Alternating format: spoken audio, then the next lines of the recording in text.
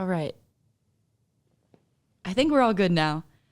Apologies for the technical difficulties.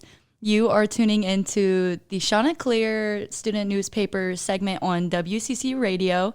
You're back with Madison Sharrock, the managing editor of all the content for the Chanticleer, and I am joined by a very special guest. Hello. Hello. So my name is Madisyn Padgett. I'm the other Madison. I'm the editor-in-chief of the Chanticleer Student News. I'm very excited to be here. Very excited to yap with you. Yes, I'm also excited to yap with you. Yeah. We do that very well. We do. We're good yappers for sure. Yes. So yeah, I wanted Madison on the show today. Not our typical Caroline Surface, our multimedia editor, because she had just recently graduated, and now she is working at WPDE, and local in the area in Myrtle Beach. So that's great. But I wanted Madison on today so we can talk a little bit about her vision for what the newspaper is going to look like this semester and even beyond after we're both graduated too. So Madison, tell us a little bit about what some goals are that you want to accomplish this semester. This semester, I really want to improve our writing.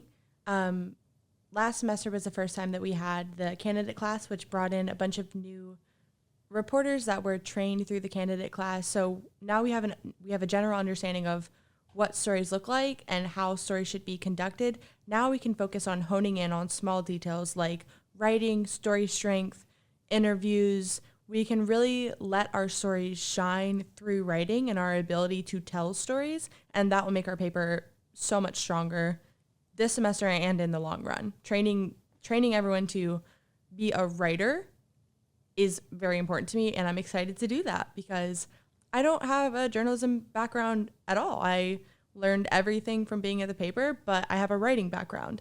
So I think that's what I have to offer. Absolutely. And I remember us being, when I was editor-in-chief and you joined as a reporter and we were sitting at copy desk and you felt like you were so hopeless, but I'm like, you're not. You're not. And I was trying to show you your potential, you know. And look at you now. I know. I'm so excited. It makes me really excited to see you in this position. And I think you're doing so well so far. Thank you. I'm very excited to do it with you. I couldn't do it without you by my side. Oh, ditto. I know. Especially this radio show. I'm so glad that you could join me. That was just my rings clapping. Sorry, everyone. And for those who don't know, what is the candidate program for the Chanticleer? The candidate program was implemented by our student media coordinator, John Harvey. He's done this program at several other universities that he's worked for as the student media advisor. The candidate program is a way to train new reporters so they understand the underlying concepts of journalism. They understand how to gather news. They understand what journalism is, and they learn how to kind of gather all the information that they have from interviews into stories, which synthesizing that information can be very difficult. So this candidate class gives new reporters an opportunity to learn what they're doing on the technical side. And then while they're going through the candidate program, they're also coming to pitch meetings with the full staff. They're getting story assignments. They're working with veteran reporters. They're working with staff editors. They're working with myself and Madison to actually apply what they're learning in these candidate classes to writing stories. So the combination of learning and doing makes for really strong reporters that we can rely on for, semesters to come. Absolutely. We had so many candidates. Was this a bigger class than last semester? I don't know. I think so. Maybe. There was a lot more guys this semester, which is really cool because we don't normally have a lot of guys at the paper. So I'm excited for different perspectives and different backgrounds. Mm-hmm. There's a lot of different backgrounds, I think, in this new candidate class. And I'm so excited for all of them. And I'm so excited to see what they're capable of. Yeah, ditto. Yeah. It is really exciting to see male students in the newsroom because usually they'll be, at this desk at the radio, Yeah. Or I hope I have my laptop charger with me because I need it for the pitch meeting. I do.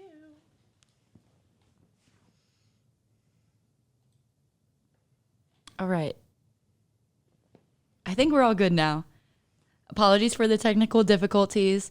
You are tuning into the Chanticleer student newspaper segment on WCCU Radio. You're back with Madison Sharrock, the managing editor of all the content for the Chanticleer, and I am joined by a very special guest. Hello. Hello. So my name is Madisyn Padgett. I'm the other Madison. I'm the editor-in-chief of the Chanticleer Student News. I'm very excited to be here. Very excited to yap with you. Yes, I'm also excited to yap with you. Yeah. We do that very well. We do. We're good yappers for sure. Yes. So yeah, I wanted Madison on the show today. Not our typical Caroline Surface, our multimedia editor, because she had just recently graduated, and now she is working at WPDE, and local in the area in Myrtle Beach. So that's great. But I wanted Madison on today so we can talk a little bit about her vision for what the newspaper is going to look like this semester and even beyond after we're both graduated too. So Madison, tell us a little bit about what some goals are that you want to accomplish this semester. This semester, I really want to improve our writing.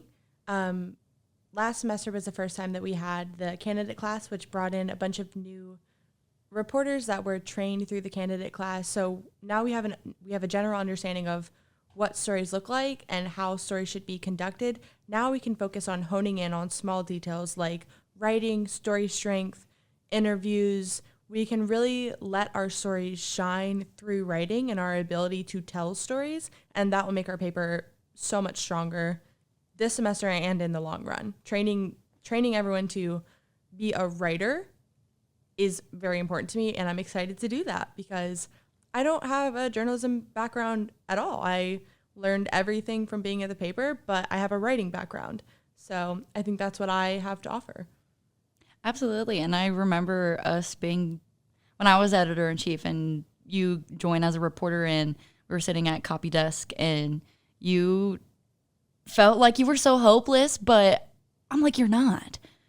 You're not. And I was trying to show you your potential, you know. And look at you now. I know. I'm so excited. It makes me really excited to see you in this position. And I think you're doing so well so far. Thank you. I'm very excited to do it with you. I couldn't do it without you by my side. Oh, ditto. I know. Especially this radio show. I'm so glad that you can join me. That was just my rings clapping. Sorry, everyone. And for those who don't know, what is the candidate program for the Chanticleer? The candidate program was implemented by our student media coordinator, John Harvey. He's done this program at several other universities that he's worked for as the student media advisor. The candidate program is a way to train new reporters so they understand the underlying concepts of journalism. They understand how to gather news. They understand what journalism is, and they learn how to kind of gather all the information that they have from interviews into stories, which synthesizing that information can be very difficult. So this candidate class gives new reporters an opportunity to learn what they're doing on the technical side. And then while they're going through the candidate program, they're also coming to pitch meetings with the full staff. They're getting story assignments. They're working with veteran reporters. They're working with staff editors. They're working with myself and Madison to actually apply what they're learning in these candidate classes to writing stories. So the combination of learning and doing makes for really strong reporters that we can rely on for, semesters to come. Absolutely. We had so many candidates. Was this a bigger class than last semester? I don't know. I think so. Maybe. There was a lot more guys this semester, which is really cool because we don't normally have a lot of guys at the paper. So I'm excited for different perspectives and different backgrounds. Mm-hmm. There's a lot of different backgrounds, I think, in this new candidate class. And I'm so excited for all of them. And I'm so excited to see what they're capable of. Yeah, ditto. Yeah. It is really exciting to see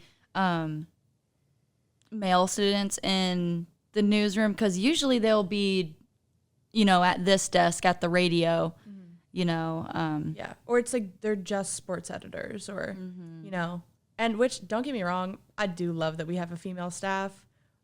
I kind of do love it. I'm sorry to say to all our listeners, but I very much welcome different perspectives. Like that's what a and that's newsroom what I should appreciate be. of it. Yeah. that's what a newsroom should be. Like, just because I love you guys so much doesn't mean that everyone agreeing on everything all the time is the best way to go about progress. So I don't know. I'm excited to see what we can do with some new fresh faces. Yeah. It was so nice to see everyone. It was. But you know, sometimes when you start talking and people start staring at you like just with a really blank stare, I'm like, yes. Yeah. Got him. Yay. Well, I think that also makes us very in tune with our professors, because I bet they get those blanks on a daily basis. Yeah. Okay, so we also have kind of a new staff and a new, we have one new position in the editorial. We do. And that is Leah Port. She is our editorial associate, and she's kind of under me, like under the managing editor. She's like a content apprentice. Yeah. Yeah, like we're shaping her into being the next big, you know, next big thing. And Meadow Meyer, she just switched over from sports editor to multimedia editor, so she replaced Caroline, and she's been doing very good at that position too. I'm so glad that she's able to still take sports photos too. That's just right up her alley. That was like one of her stipulations of a new position. She was like, "Can I still take sports photos?" I was like, "Yeah, you should be able to." She was like, "Okay." I was like, "Yay!" Do you think that would have been a deal breaker? Yeah, I don't think she would have. I'm not even kidding. I don't think she would have wanted to move up if I wouldn't have let her take sports photos. Because she just loves it. Have you seen her Myers Media page? Shout out Myers Media on Instagram.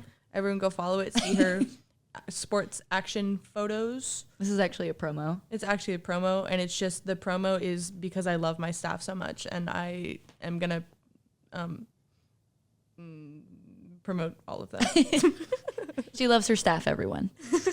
So we kind of skipped over the intro a little bit, so we're gonna get into some catching up for what we missed over break, or what you all may have missed. We're on it because we're the news, but we're journalist nerds. We know everything all the time, so we try to.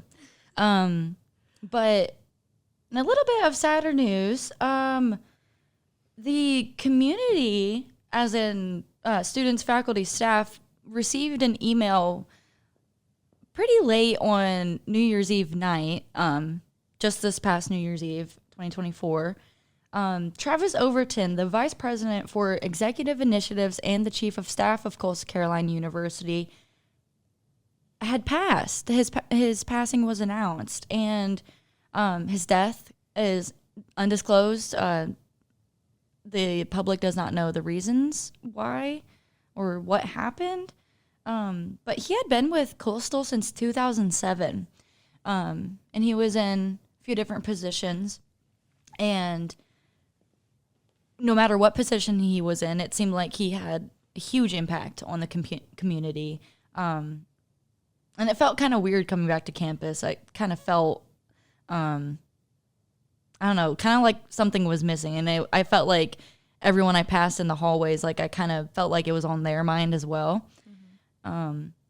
So in remembrance of him, the week before last, because last week was the winter storm. What was whatever Tuesday was the day before the 16th? Oh, so it was the very first week of school that we came back. Yeah. So the week of the 13th. That must have been the 14th then. Yes. Yes. So that week. Okay, we're on the page. So that Teal Tuesday, everyone celebrated his life. They wore teal to remember him and the impacts that he has left on Coastal, especially the students in the African American Initiative for Men, AIM, and the CCU Black Alumni Chapter.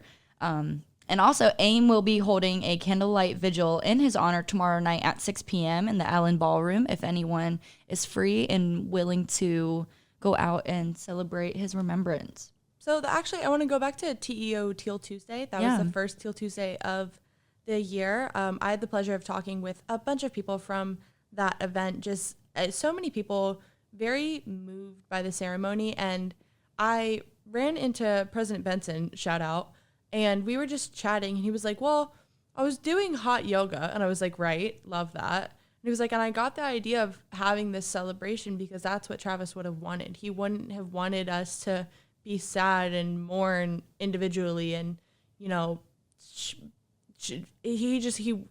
Benson was saying that Overton wouldn't have wanted sadness at his remembrance. So it was a big party. It was great. There was little mini bundt cakes, which I found were his favorite thing to bake for his loved ones.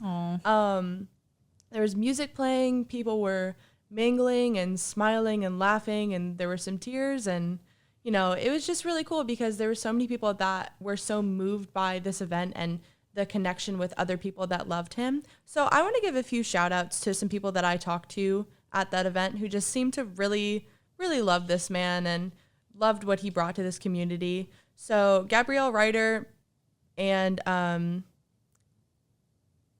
she was very, very, what am I talking about? Who is also the president of the Student Government Association. Thank you.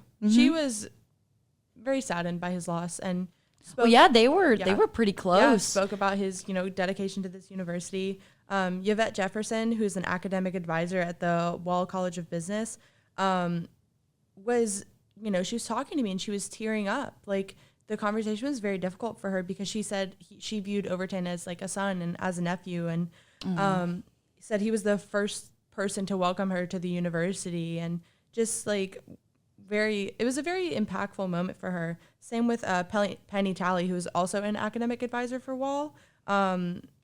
She said that he was a wonderful person to sit down and have a conversation with. Her son is a member here, and he's part of AAIM. So Overton was like a mentor to her son. So it was very personal for everyone there. But there was lots of dancing and singing and love sharing, and it was a very special event. And I think that's what it was supposed to be. I saw videos of everyone doing, I think it was like the electric slide. The electric slide, yes. Yeah. And I thought that brought a smile to my face. Yeah. So yeah, campus will continue to mourn Mr. Overton, but also remember him and everything that he's done for the community. Thank you for sharing those quotes, Madison. Of course. And then in some other news, there's also a Sports Media Action Club, and Mark Crane, the advisor, who is part of the communication department, says that it's an opportunity for students to grow skills in the field of sports. And technically right now they are an unofficial club, so they are not recognized on Coastal Connections or things like that. However, they are looking forward to getting that recognition so they can receive funding from the SGA or Student Government Association. It's a good leg of the journalism and sports media major that Coastal just recently introduced about a year or two ago. And if that applies to you and you're interested in getting involved, please go read our article on chanticleernews.com to see how you can get. Written by my fabulous new sports editor, Cade Williams. Also a member of that club is fabulous multimedia editor, Meadow Myers. Again, shout out. So go hang out with both of them if you want to join that club also. Yeah. We'll touch on a little bit more of what the Chanticleer will bring in this next semester. And until then, enjoy some Wallows and Claro. We'll be right back. You're back at the Chanticleer segment on WCCU Radio, Coastal Carolina University's student-run radio station. You're back with the Madisons, which is what Dr. Kyle Holliday would refer to us as in the class that we actually met in. Yeah. Or M squared. M squared. That's what I prefer. Some people will just throw that out there. Like, I've never said that to them before. They're like, oh, M squared. I'm like, you get it. You see my vision. One of our candidates, or oh my God, someone in the newsroom said M squared, and we're like, Cade? Yes, it was Cade. Guys, this is also a Cade shout out because I love him. He's awesome.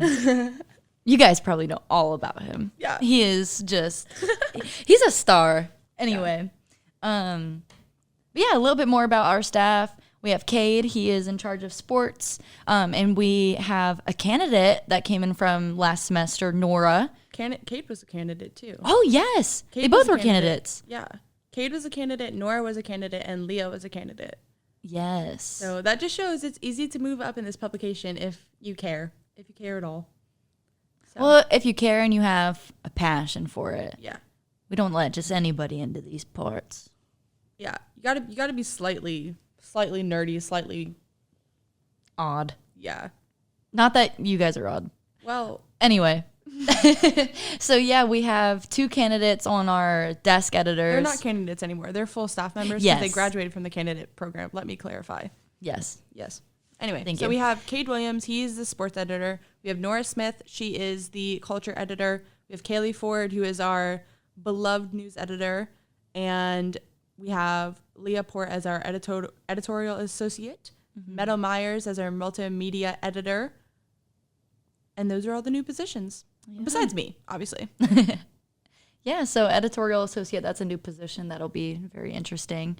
Are there any big projects you want to see fulfilled at the end of this semester? I want the next wave of executive members after us to feel like they know what they're doing and not go into it blindly. Like, there's obviously a very big learning curve, and a lot of it is just learning on the job and adapting as you go. But I don't want them to feel completely lost. Like, I want to set my people up for success in the future, and I want whatever we do to propel them forward. But I also want to be awesome because I like being awesome. So, Well, that'll come easy. yeah, hashtag all about me. But yeah, our staff, they are just such quick learners. I am amazed. Yeah. This is, I have not seen this amount of growth at the Chanticleer since I've been here, since my freshman year 4 years ago. Yeah, I think it's because of the candidate program. I really believe so. Because, I mean, you got to be kind of dedicated to sit through like 8 weeks of classes. So Classes that you didn't sign up for. classes that you You didn't didn't sign up register for. Oh, hey, my iPhone storage is full. That's okay. Okay. Well, anyway, Anyway. yeah, Nora is like so anxious about, sorry to call you out, girl, is like so anxious about like doing anything. I'm like, dude, you're making great edits. Like, you're catching stuff that is a perfect edit. You're doing so well. And it all comes with practice. Like, You figure it out. You'll learn.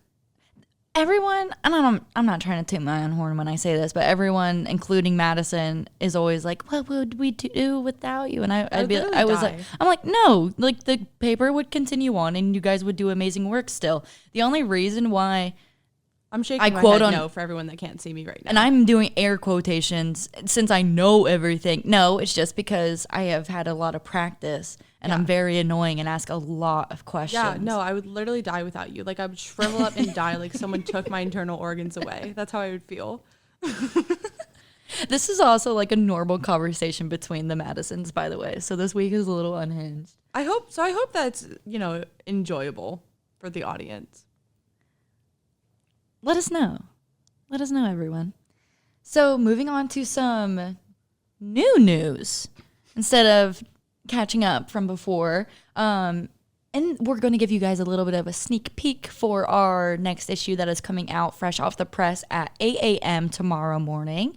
Find them in all academic buildings on campus. But some things, we obviously covered Winter Storm Cora, which was such, can I call it an anomaly? Yeah.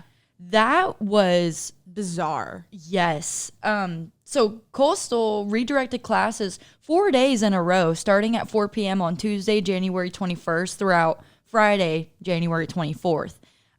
They were all redirected online to Moodle, to Zoom classes, whatever the professor preferred. Or maybe the professor canceled classes because they wanted to go play in the snow with their kids. Yeah, my 'Cause classes this got is- canceled. I didn't have to do anything Right. for like 4 days. Honestly, me too. But this was the most snow Myrtle Beach specifically had seen since, I believe, the 80s. I don't have the article pulled up right now. I think it's been like 25 years. I think it was like don't quote me on this. This is like a rough estimate, but like 1985, 86 maybe. Or you're right, and it was 80, And it was unofficially ranked as the 5th snowiest storm, I guess. According to NOAA, which is the National Oceanic and Atmospheric Administration. Yeah, and also according to them, Conway, South Carolina, unofficially collected approximately 6 inches of snow. And I can attest to that. When I went outside to play in the snow, when obviously. I was playing in the snow, yeah. When I was playing in the snow. It felt like 6 inches of snow. It was up to my knees. Your knees? Yes. 6 inches were up to your knees. Madison, I'm not joking. It covered a good part of my calf.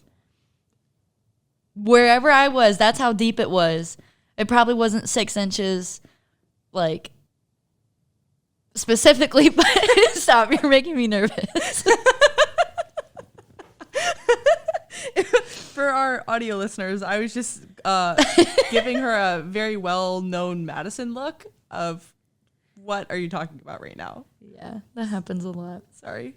So, and also our editorial that comes out tomorrow is about, the climate and how it's changing drastically and that the planet is dying. So I really wanted to include a quote from an unknown source. I'm surprised that I couldn't find who said this, but the quote says, "Climate change will manifest as a series of disasters viewed through phones with footage that gets closer and closer to where you live."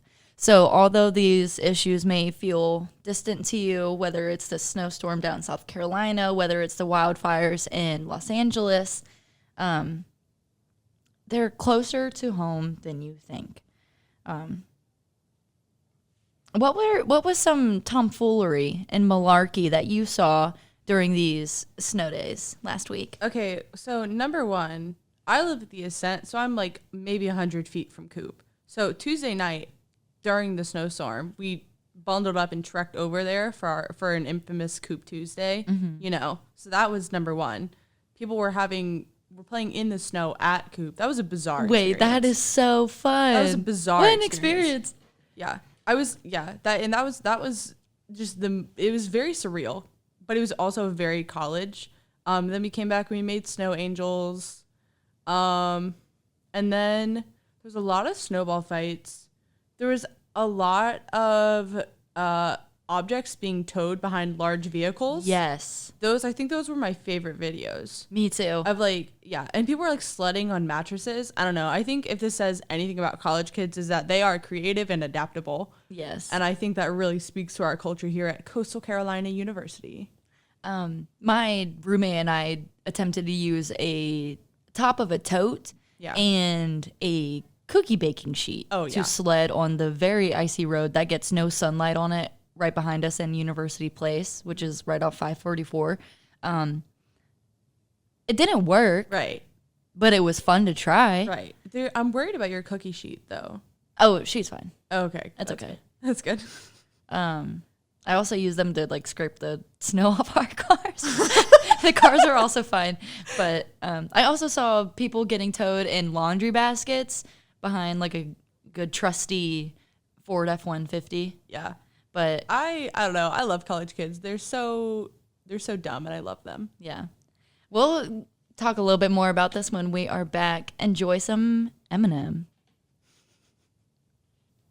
You are listening to WCCU Radio, Coastal Carolina University's student-run radio station. And of course, you are back with the Madisons. We haven't gone anywhere. Don't worry.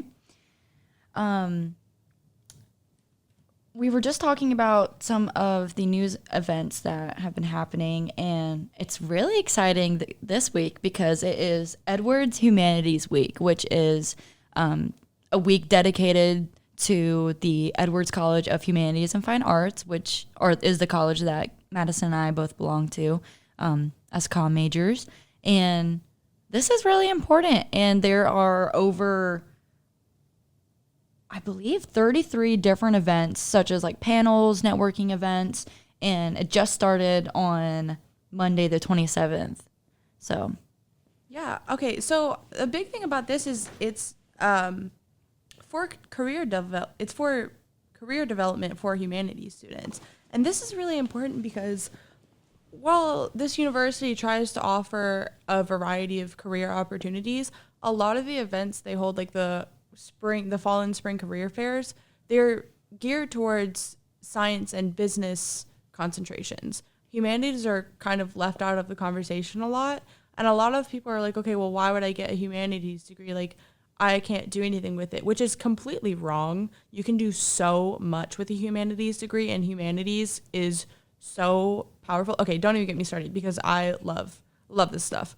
But it's really important that humanities like communication, English, arts, everything under the Edwards College get a chance to figure out how to market themselves as employable and not just like, I have this English degree and I can't do anything with it. Like, you have skills. You have so many skills, and you just have to figure out how to present them in a hireable way. And that's what this entire week is dedicated to. because we don't get that at career fairs. No. We get maybe a local TV station if we're lucky. Yeah. Every time I go to a career fair, I just end up leaving because there's nothing for me there. Like, everything is analytics, everything is business or resorts in the area or law enforcement. And while I understand those are very beneficial to the people studying those things, Right. humanities majors, like I said, are just kind of left out of the conversation. And we don't really have a space to learn and blossom what it means to be in a humanities career field. So yay Edwards. But I think like weeks like this, things like the newspaper, things like WCCU Radio, it shows that there is a need for Oh my that. God, yeah. And we have these bright students who are going to do amazing in the journalism field. Mm-hmm. And we need to give them everything, every resource, opportunity that they can be successful after graduation instead of moving back home and working the same job you did when you were 17 years old. Yeah, that's because why get a college degree if that's what's going to happen? Right. Like, and I'm glad that humanities majors are being given an opportunity to grow and develop their careers rather than just having a degree they quote unquote can't use for anything. Right. Because I think that's wrong and inaccurate and harmful. Yeah, it's a very harmful like stereotype and cliche to say. Yeah. On the same wave, nationwide, college freshmen have the highest dropout rate and transfer rates compared to any following year that you are in college. So our editorial associate, Leah Port, wrote this article, which everyone can read for themselves tomorrow when it comes out at 8 a.m. Everyone pick up a copy because we put so much work and love into it. We do. Ink, sweat, and tears. Ink, yeah. Yes. So Provost Gibbs Knotts said, despite all of that nationwide data, 91.6% of full-time freshmen at Coastal from this previous fall semester registered for classes this spring. Yay. So they are back. So we have a 91.6 retention rate for freshmen this year. Mm-hmm. And the director of institutional research, assessment, and analysis, Holly Legg, said the new transfer enrollment is up to 17.2% as of January 16th.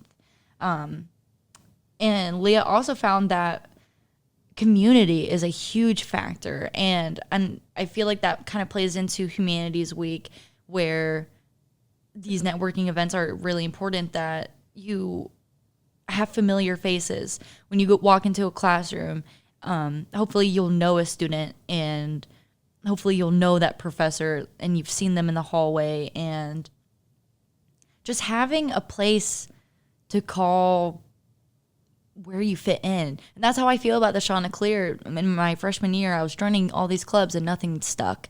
So, but when I joined the newspaper, that was my calling. Like, I found my home there. Yeah. So, me too. Yay. I think a big part of it is like the social aspect.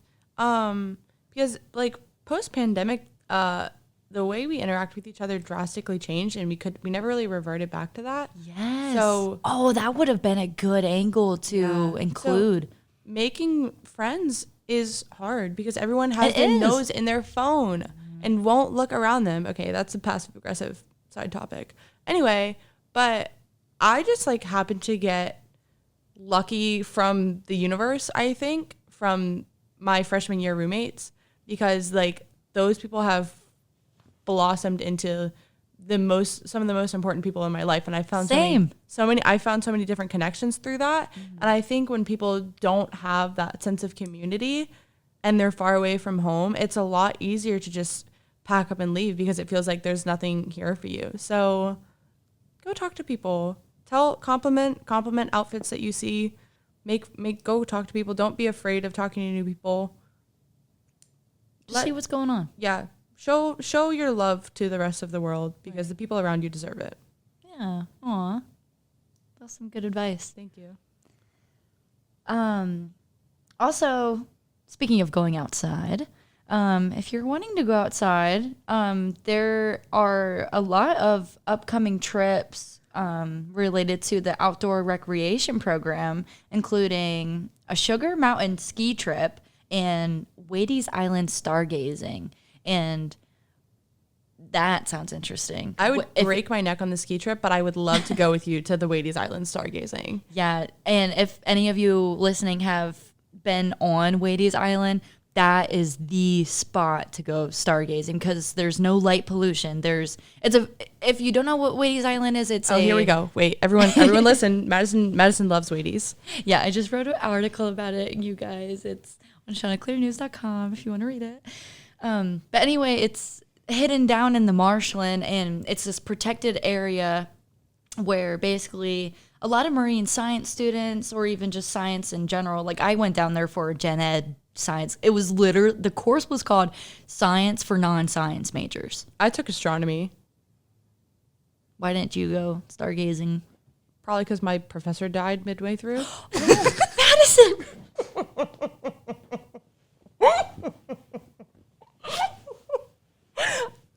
I hope that man rests in peace. He was a precious soul, and I love him so much.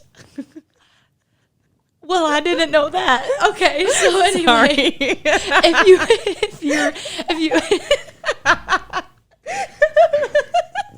if you're wanting to go on any of these trips, check out chanticleernews.com. Madison, maybe you should take it up on that offer. No, I think I 100% want to, because what I did learn from that class is I can tell you the temperatures of stars and which stars are older or which stars are younger based on their color, because I can tell what their temperature is based on their color. And I can tell you a lot about, I forget the words, relative luminosity. I don't know, something. It was also several years ago, but I can tell you about stars if we go on the stargazing trip because I took astronomy and I learned things. Oh, look at you. Yeah, I know. Maybe you should be in STEM. 100% no.